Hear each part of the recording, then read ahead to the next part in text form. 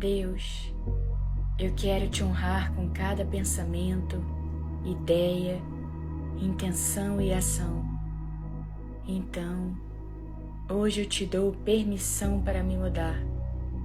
Que a minha vida por inteiro te honre e te glorifique. Tu és santo e digno de todo o meu louvor e minha adoração. Minha vida te pertence. Em nome de Jesus. Amém.